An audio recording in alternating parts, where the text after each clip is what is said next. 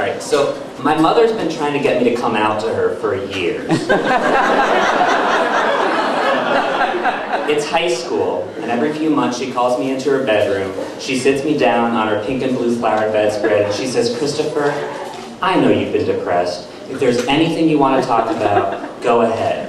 I don't care what you hear at Mass on Sunday. Your father and I can accept anything." And I just say, "Mom, I'll tell you when I'm ready."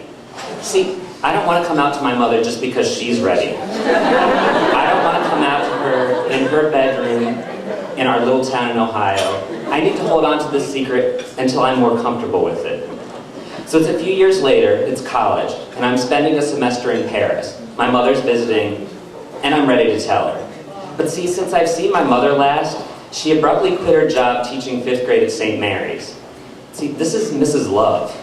Everyone loves Mrs. Love. I mean, she's always got like 41, 42 kids in her class, well past the limit of 35 because the parents just keep requesting her.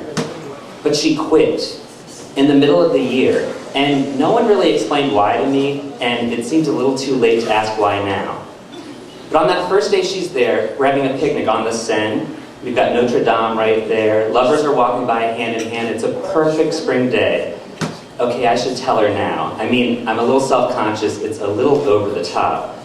But I need to get it over with. But right now my mom's gushing. "Oh, Christopher, when your aunt and I visited Paris 30 years ago, I thought I'd died and gone to heaven. Of course, your grandmother didn't want us to come. Your grandmother was not well." Yeah, see, my grandmother. There are secrets about my grandmother, things I don't really know about, and I don't really want to ask now. And avoiding those secrets, they kind of make me lose my urge to tell my own secret right then. But then the next day, we're at the catacombs where all the dug up bones from all the old cemeteries in Paris are, and they're stacked and sorted. You got your femurs, your skulls, your arm bones. Oh, I could tell her here. I mean, you've got the empty sockets of all those dead Parisians staring out at you. It's kind of sick, but it's kind of funny.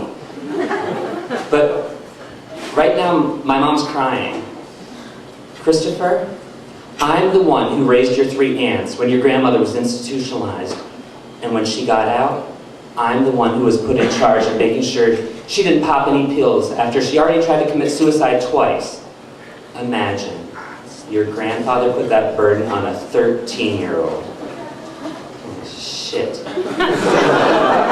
All of a sudden, coming out to my mom doesn't seem that important. But then the next day we're at Père Lachaise, the famous cemetery, and this is the day I'm going to do it. Okay? So we pass by Edith Piaf's grave, and my mother starts singing La Vie en Rose, and she's dancing with a phantom partner.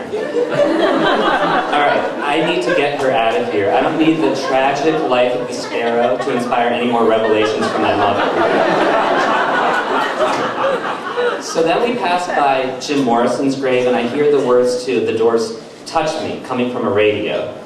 And my chest tightens. See, there was this boy in high school who put that song on a mixtape for me. And I remember the confusion I felt when I realized he didn't want to touch me at all. But then we passed by Oscar Wilde's grave. Now, I don't know who he is, so I sit my mother down, and I blurt out, "Mom, I've got something to say." Right then, it starts pouring down rain. But I soldier on.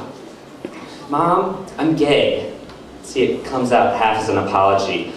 But my mother, without missing a beat, as if she's practiced the perfect response, says, "Christopher, last year your sister had an abortion."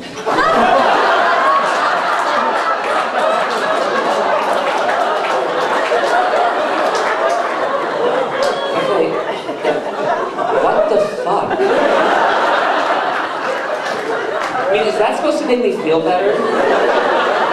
Or maybe we really are sharing all the secrets, or maybe she's just trying to steal the show.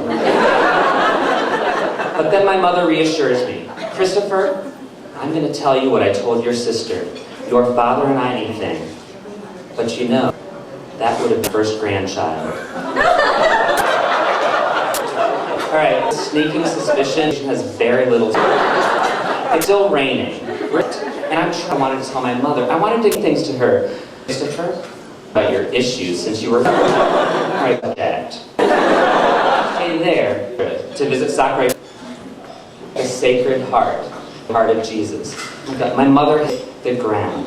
And she's reciting Our Father as she's gasping for breath. She's sobbing, really loud sob with a lost childhood. Another one, unborn grandchild for the alienated son down at Boca. Okay, what? So I miles from home and coaxed her out of the church. She whispered, Christopher, always wanted to be a better mother to 4 kids than your grandmother could us girls. Steps outside the church. You know, it's mother knows now. Important for her to get me sick. I realized something else too. She's kind of got a flair for it.